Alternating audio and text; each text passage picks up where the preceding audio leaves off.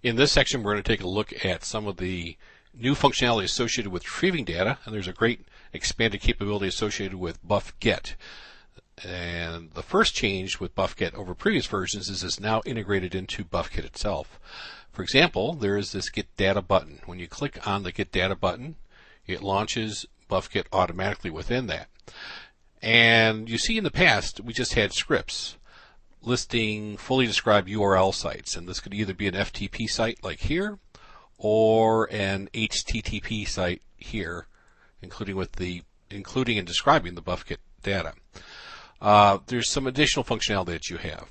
First of all, there are comments. If you precede the line with a pound sign, you can see you can have descriptions, as many as you want, of what the script may entail. Here's list A, list F, for example. You might want to describe that. So, in addition, there is the capability of adding lines, blank lines. Before it would stop on a first blank line. Now you can have blank lines to separate the data out, make it more readable. You can also stop the whole list profile retrieval process by just adding an extra dash someplace. We're going to put a dash right there. It could be on the same line. Let's go ahead and do that. So you can go ahead and stop and preempt the script. And the final element is an auto archive function. Now, by default, the archive function is turned off. So when you download a site, it just saves it to, in this case, nam OUN-BUF or btv.buf. But when the auto archive function is turned on here, using the on or off keyword, this then starts the auto archive function where it'll open up the file it just retrieved, look at the first forecast hour, copy the profile into the archive directory, and label it with a time date stamp. And we'll show you how that can be accessed within Bufget in a few minutes. So let's go through and execute this script. So here we see we're going to have supposedly 4 profiles, but we added this preemptive stop right here with the dash. So we should download 3 profiles, the first 2 of which the auto archive function is turned on. The last one we turned off the auto archive function. Let's click on Get Profiles and see what happens. And there they are, the first one downloaded from the FTP site. It says archived was tapped onto the back of that. Also, the NAM from Burlington was downloaded and archived. And finally, we have a third site in Montpelier, and we went ahead and did not archive that one. So that's one example. I'm going to pull up F in this case. It's a whole mix of profiles, FTP, HTTP. By default, we're not archiving the first 2, but then we're archiving the last 3. We're going to head and get the profiles there. First one, second one, and then the last 3. And notice they're all labeled archive. Let's go ahead and exit. And the data is now downloaded throughout this area here. And you can see the archive ones by hitting the new archive button. And it is a common display. You've seen this before. And now you can see all the profiles, including the ones you just downloaded, are labeled in these different columns. So now let's go through an example and see how we might want to get some WARF output from Office. Let's go ahead and we're going to want to get WARF output maybe for Mount Washington. So we don't know exactly where we want to go, so we're going to hit the training button, and under training, getting started, there's a list of Bufget profile sites. We'll click on that.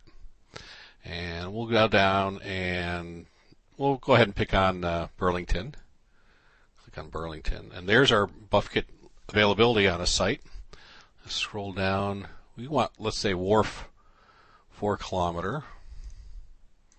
And Mount Washington. There we go. So let's get both Lebanon and Mount Washington. We'll click on that.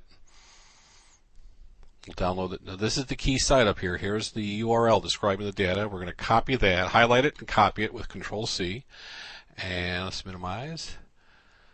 And we'll exit.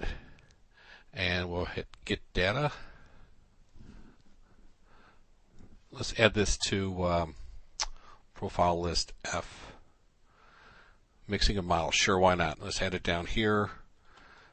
There's a WARF 4 for Lebanon, and let's go ahead and get the WARF data for Mount Washington. Back. Mount Washington. Highlight the URL. Control-C to copy. Let's go back to Bufget, and we will paste it into there. That looks pretty good. And notice we turned on the archive feature, but we won't archive the first two. We'll go ahead and turn the archive on down here. Start, which is fine.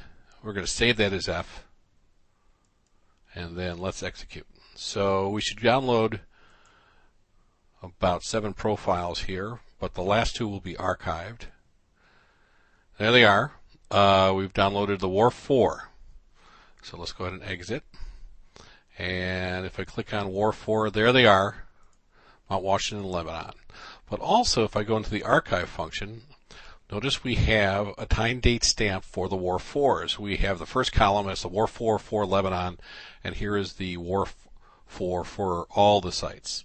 And finally, the last column has all the profiles that are in the database. And you can just invoke that by clicking on the button, and lo and behold, there it is. Let's recall A. There's the WAR out of Lebanon.